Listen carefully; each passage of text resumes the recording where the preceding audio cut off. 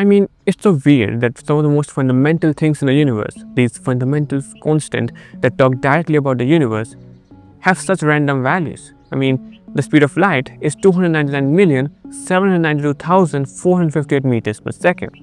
The Planck's constant, 6.626 into 10 raised to minus 34 kilogram meter square per second.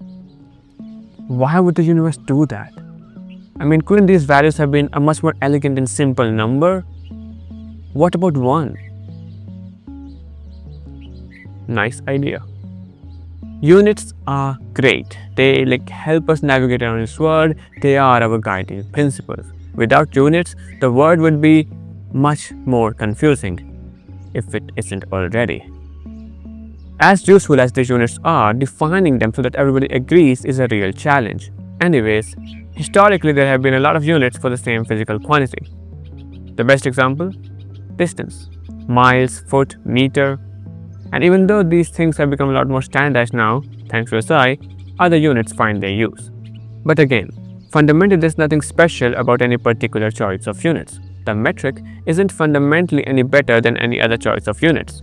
Sure, it helps us keep track of things and there's very nice definitions, but fundamentally there's nothing better or special. So the values of the physical constant seem so random to us because the system of units is utterly unrelated to them.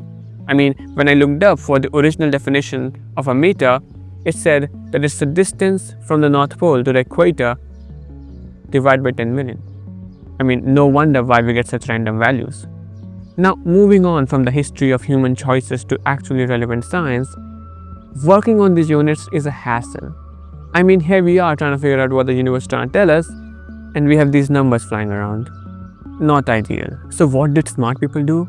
They use a different system of units, one in which these inherent human choices don't bug them at every step of their calculations, where computation is easy, something that removes all that clutter and lets them focus on the core issues, mostly to eliminate cumbersome calculations that are of no inherent use.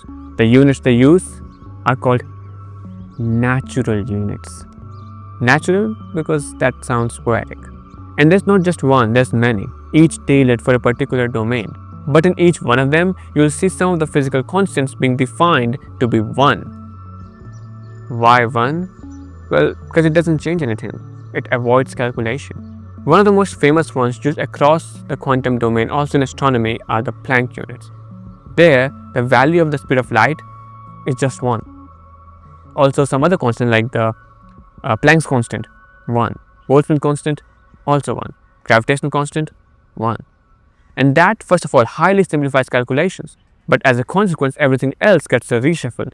For instance, we all have heard of E equals mc squared. But that's really incomplete and is only valid on a rest frame. So the more general equation is this. Now notice, if C is equal to 1, energy has the same units as mass. And even though we've now been familiar with the fact that energy and mass are equivalent, now we have a slightly deeper reason to think about it. So literally in particle physics, if you want to get the particle's mass, you can get it in the units of energy. So for instance, the mass of the strange quark, 95 mega electron volts. I mean, if you want to get it in SI, that will be 95 divided by C square. If C is 1, 95 mega electron volts. How convenient. Also, momentum has the same units as energy. So similarly, everything gets a makeover of sorts. Finally, as an example, the unit of time is Planck time, which is about how much? 5.39 into 10 raised to minus 44 in SI. And we'll come back to Planck time and stuff again. However, for now, are these natural units anyway more natural or special than other units that we were using? Well, we don't know, and it's not entirely clear. Technically, there's nothing natural as such. I mean, we're just choosing to set the values of some of the physical constant 1. Why would that make it more fundamental in any particular way? These are simple and seem a little bit more special, but if you think about it, there's not fundamentally anything special going on.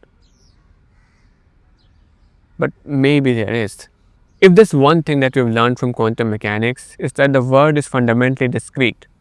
Starting from light, we thought that it is continuous, but now we know that it comes in tiny packets of energy called photons. The electronic charge, also discrete. So the word is fundamentally quantum. Now let's shift our attention to a different aspect of reality: space and time. So far, quantum mechanics doesn't really have a convincing say on the nature of space and time. I mean, there are theories, but well, a lot of them. What the best thing that we have is like the general theory of relativity, and in it, space and time are really continuous. You can infinitely divide space and time. There's no limit to that. There's no such smallest length or time interval. You can have time between any two time, space between any 2 points in space. But we don't, as of now, have an accepted notion of space-time in quantum mechanics. But if we follow the logic that is happening with every other thing in quantum mechanics, it does feel like it must be discrete. And yes, it all does come under the umbrella of quantum gravity theories, and we don't have it yet. But there have been ideas. If space-time is quantum, what are the smallest units of these? The quantum of space, the quantum of time. Many think it would be these quantities in the Planck units. The smallest distance, the Planck length, 10 raised to minus 35 meters. The smallest time interval, Planck time, 10 raised to minus 44 seconds in SI. These are really small numbers, and it's a real change in perspective. None of this is proven, by the way. These are open questions, open to interpretation and modification. However, if space-time truly is quantum, a lot of things change. I don't know and don't have an opinion on whether or not these are the smallest. I wouldn't be surprised if space and time turned out to be discrete. But if these turned out to be Planck length and Planck time, I would be. However, that's just my opinion. That has nothing to do with reality. So what do you think? Thanks for watching.